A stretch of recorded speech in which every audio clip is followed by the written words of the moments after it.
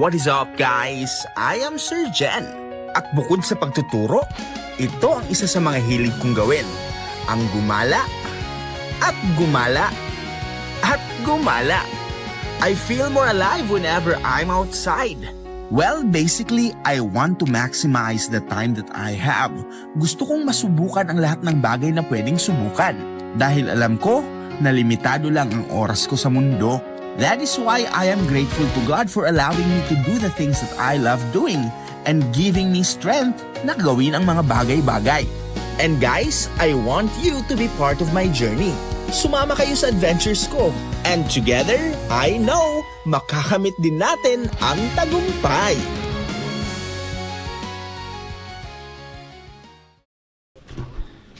Good morning guys! Nandito tayo ngayon sa In-Face Eco Farm and we are attending the BMC Basic Mountaineering Course. And actually guys, this is our second day. Ngayon, practical activity na. At kami ay mag-river crossing. So we're excited to apply yung mga natutunan natin.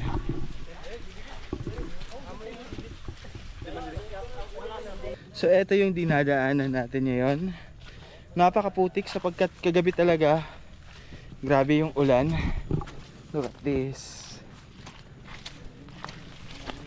So we're just grateful guys sa SAMOC, sa mga organizers and sa City of Calbayog for making this event happen.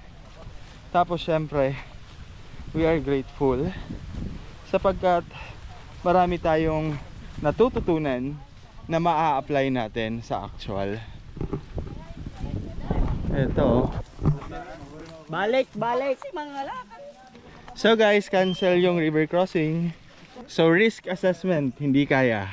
Actually kaya siya, pero diri ko i-risk yung mga kinabuhi para sa Back to campsite! Sana all!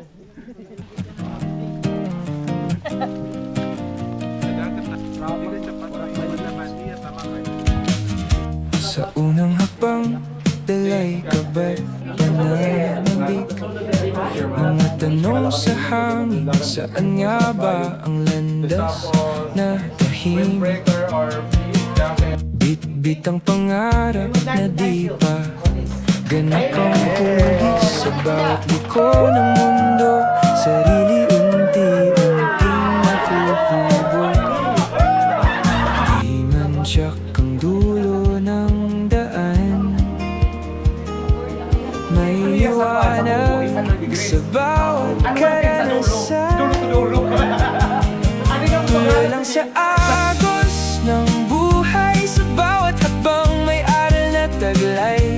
Kahit maligaw di mawawala ang sarili kong ilaw na gabay. Sa hangin, sa ulan, sa araw, doon ko natagpuan ang tanaw na ang buhay ay pakikipagsapalaran at ang puso ang siyang tahanan. So ngayon guys, yung topic ay land navigation. ang group to si Pito, kaumans doon, rambol na bisan hain na inyo pamuhaon. Para diri lang ka muna mag-battle next sa hain. At matapos ang diskusyon tungkol sa land navigation, kami ay binigyan ng isang misyon. Kami ay hinati-hati sa iba't ibang mga grupo. Ang bawat grupo ay binigyan ng mga coordinates ng mga markers. Sa tulong ng kompas, kailangan naming mahanap ang direksyon at distansya ng mga markers. At upang mahanap ang mga markers, kailangan naming galugarin, suyurin ang bawat sulok ng area. Hindi lang isa o dalawang marker ang kailangang hanapin, kundi 7 markers. Ang unang grupong makahanap sa lahat ng markers ang tatanghaling panalo. Sige, ready! Ready! Go! Go, go, go, go, go, go! Move, move, move, move! Naglilibot! So may hinahanap kaming marker, guys. Sarap! Sir! Woo! Oh, dire, sir! Dire, sir! Dire. Kukit mo ito, no? Dalaga na! Dalaga na! Dalaga!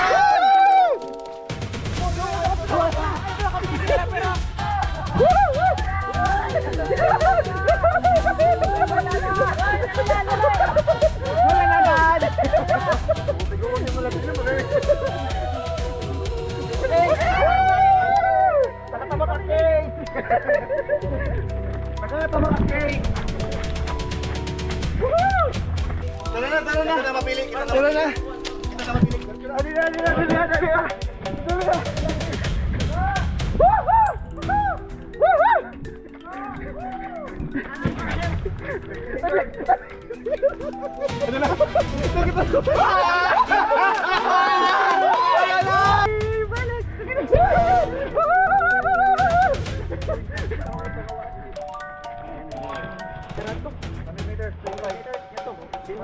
Ito niya lugay ada.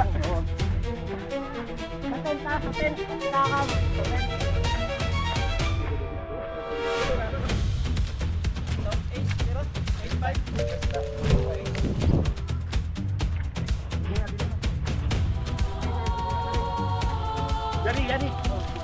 Aduan! Hoy, ali na! Alala! Alala! Ayun na. Isuan.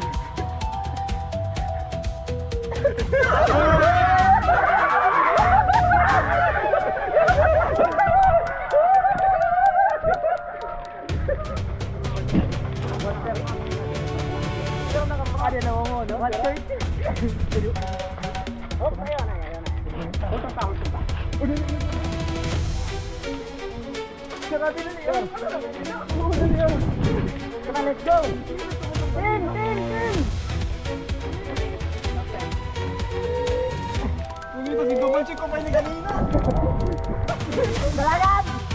At habang tayo ay nasa misyon, may hindi inaasahang pangyayari. Nalobat ang ating kamera. Gayunpaman, isipin na lang nating nanalo tayo. Nanalo sa karanasan. Sa dibdib ng gubat, ako'y humihinga. Sa awit ng dahon, ako'y napalaya. Walang tanikala, ang yapak sa lupa. Bawat hakbang ko'y kwento ng saya. So kasama natin, guys, mga estudyante ko. Di pala mga estudyante, mga former students. Mga college na sila ngayon. Usually kasi hindi ako nag-hike ng may kasamang estudyante. Ngayong graduate na sila, gusto nilang sumama, wala rin naman na akong obligasyon sa kanila. So, there you go. Nakakatakot rin kasi na kahit may mga estudyanteng, "Sir, gusto kong sumama, sir, kasama sa hike." Ayaw ko talaga. Kasi problema ko yun eh. Kung anong mangyari sa trail, pananagutan ko yun. So guys, yan si Justin. Siya yung kasama natin dati sa mga inaakyat natin. Ito siya, oh. So it's been a while simula nang nag-hike tayo. At gustong gusto talaga natin yung feeling ng pinagpapawisan. Grabe. Sapa dito. And we have coconuts almost everywhere. Kasi yung pangunahing kabuhayan ng mga dito sa Kabadyangan ay syempre pagkukopra.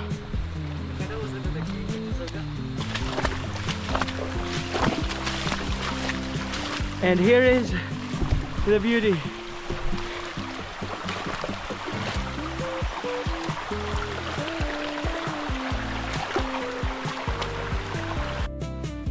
ito yung unang waterfall. So pababa siya, slanting siya. Parang rock slide falls. Eto. Kaya lang parang mahirap mag-slide kasi may mga punong nagsitumbahan, no? Dalawa yan. So guys, ngayong nandito na tayo sa unang bahagdan ng falls. Ayan. This is an unnamed waterfall dito sa Barangay Lungsob, Barrio Cabariwan, Kabadjangan. Barrio Kabadjangan, ano? So, yan. Medyo aakyat pa tayo papunta doon. Titignan pa natin yung taas na level. Pero bago tayo pumunta doon, maglilinis muna tayo ng tent. Tara. So guys, eto yung tent na ginamit natin sa BMC. So kung mapapansin ninyo, look at this. Napakaputik, grabe oh. Grabe sa putik.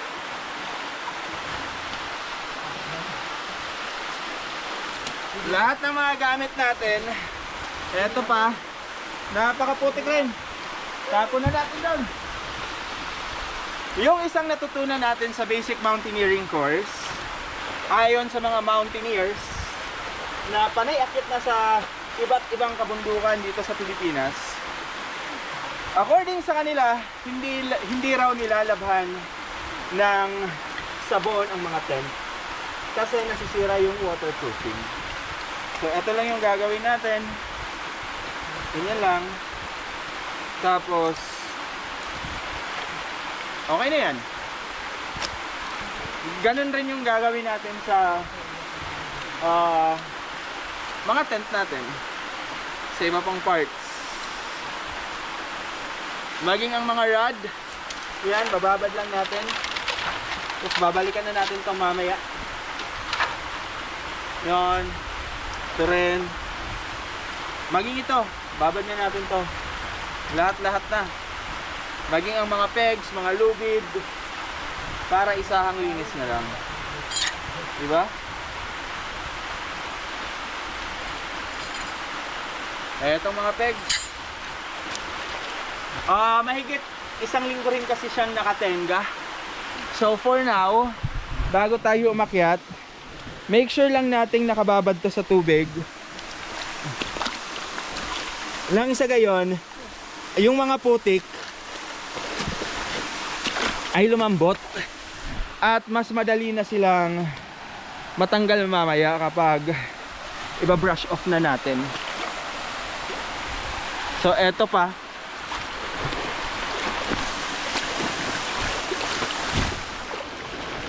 O diba? Naglaba tayo sa kalikasan. Yung maganda kasi dito sa Calbayog, grabe, napakaraming tagong paraisong kagaya nito. So yan, nakababad na. Tapos for now, akyat na tayo. Tara. Sa yakap ng gubat, ako'y naging malaya. Binitawan ang bigat, natagpuan ng saya. Sa piling ng kalikasan, puso'y lumaya.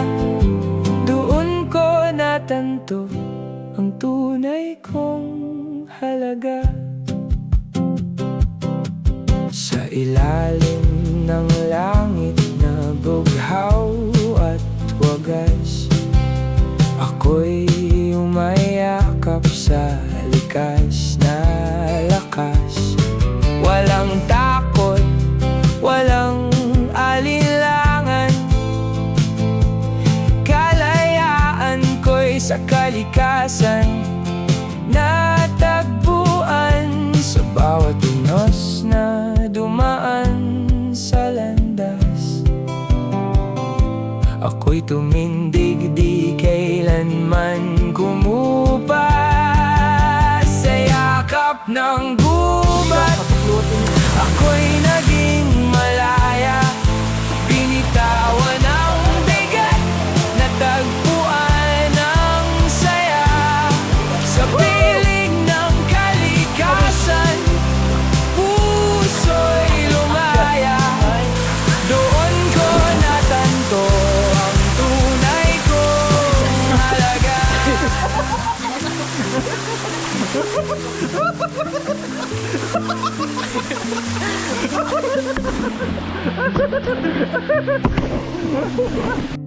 So guys, kabababa lang namin galing sa taas. So mga drone shots lang yung kinuha natin doon. Aseta na tayo. Balik na tayo sa paglilinis. Oh, kita nyo yan. Oh, pusang nagsisitanggalan na yung putik kasi binabad na natin. So yan lang yung ginagawa nating paglinis ng tent. Di ba? May mga maliliit na no, parang sa dahon ata to. Ito oh, parang nalalambat ng pinaka-mosquito net natin. Pero okay lang yan. Matatanggal rin yan. So, Sa yakap ng gubat, ako'y naging malaya. Binitawan ang bigat, natagpuan ang saya. Sa piling ng kalikasan, puso'y lumaya. Doon ko natanto ang tunay kong halaga. so guys, it's very fascinating. Talaga ang Calbayog City. Actually dito sa areang to, napakaraming mga falls. Kaya lang hindi siya ganon katatayog sa mga pinagpupunta-puntahan natin. Pero it's still fascinating kasi napakaraming tinatagong yaman ng Calbayog, di ba? Ito tayo. Nasa kalikasan, ginagawa ang parati nating gustong gawin. So short hike lang to, half day lang yung halos naubos natin. Oras natin ngayon, it's already 4:40 at pauwi na tayo ngayon. Tansya ko mga 5:30 or 6. Sana nasa ano na tayo, barangay. So dapat sana'y magluluto kami ng pansit canton na dala namin. May pansit canton kami, may tinapay, snack lang. Kaya lang yung butane ko hindi na siya nagsispark. Pwede naman sana kung may lighter lang o kaya posporo. Kaya lang, look at where we are. Wala ditong 7-Eleven, walang lighter, walang posporo. Talagang kami lang to.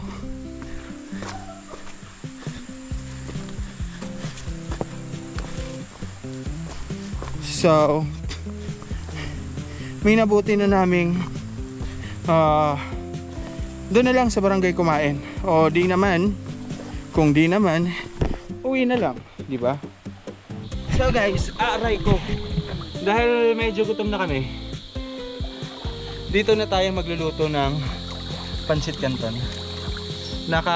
Makakakuha tayo ngayon ng apoy kasi kung mapapansin ninyo, yon, may bahay doon, tapos may usok.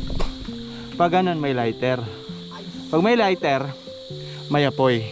Pag may apoy, makakapagluto tayo gamit ang butane. Pag makakapagluto tayo ng apoy gamit ang butane, kapag makakapagluto tayo gamit ang butane ng pansit canton, makakakain tayo. So, let's go. So guys, eto na tayo. So gumagawa ngayon ng usok si Raven para maitabo yung mga lamok kasi grabe talagang lamok kapag sapa-sapa. Na-dengue pa lang tayo. Mahirap mag round 2. So yan, magluluto na rin tayo gamit yung butane. So tara, chill lang tayo dito. So guys, eto na, may apoy na. Yung tubig natin, fresh from nature.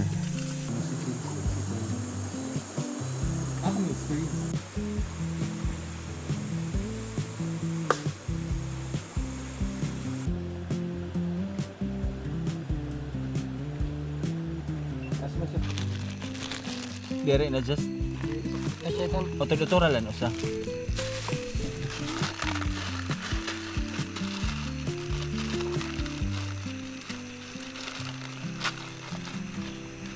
We're just gonna wait for 3 minutes and 2 seconds. So kung napapansin natin, oh my gosh, pasingawin natin. Babaan natin yung apoy. Kapaso.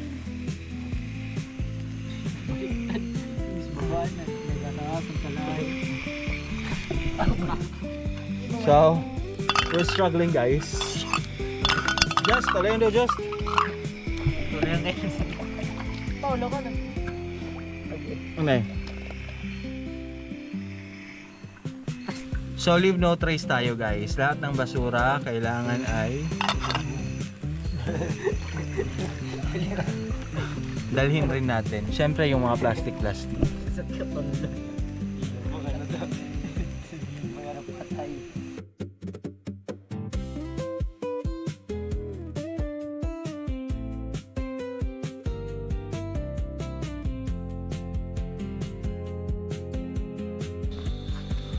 So guys, ginabi na kami.